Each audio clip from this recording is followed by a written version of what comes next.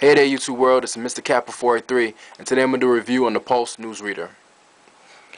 Now this application, I came across it because I was looking for an application that would allow me to easily read articles from various sources onto my Android device. Now, as you may or may not know, there's only really three ways that I found to read articles on my phone. Either A, go through the browser, which is always not an easy experience because you have to do a lot of zooming and the mobile sites don't give you too little, the desktop is too big. The other way is to go through getting an application for each source, which end up taking a lot of memory because you end up having 6-7 different applications if you read from a lot of different sources. And this is the third choice, which I'm loving right now, and this is highly recommended for a person who reads articles from various different sources. Anyway, let's get into the app.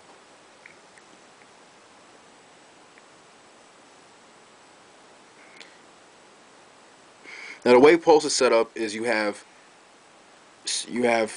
each article, each source title in the gray bar, and you have each article in a square box.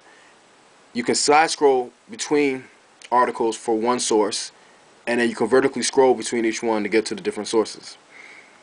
If the article has a picture, it's going to have a picture shown in the background and with the title of the article. You can click on any article, click on a square, and it opens up the text for the article. And if there's a picture, it's going to show up. The picture is going to show up in the article. If there's a video, the video will show up in here as well.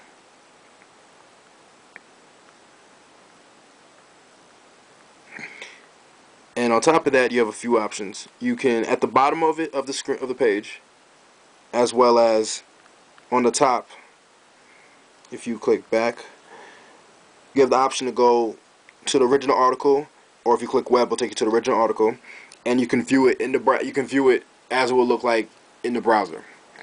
You also have the option to share it on Facebook, share it on Twitter, or share it on various sources.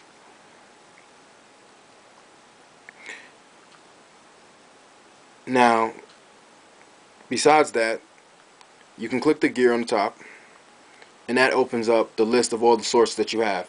And you can change the order that each of the sources are viewed. You can also delete anyone that you don't like.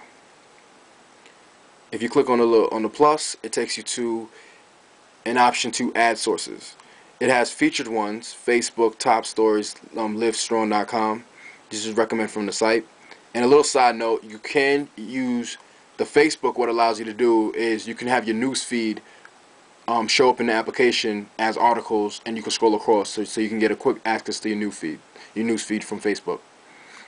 You can click browse, and you can search for from various topics. So if you're a person that are looking for information but you don't necessarily know about a topic, but you don't necessarily know what source, this is a nice way to find new websites. You can just manually search. You have Google Reader, and then the bump. I haven't tried this out yet, but what I believe the bump allows you to do is, if you guys both have the application, and I don't know if you need the bump application as well, you guys can bump together, and you guys can trade sources with each other.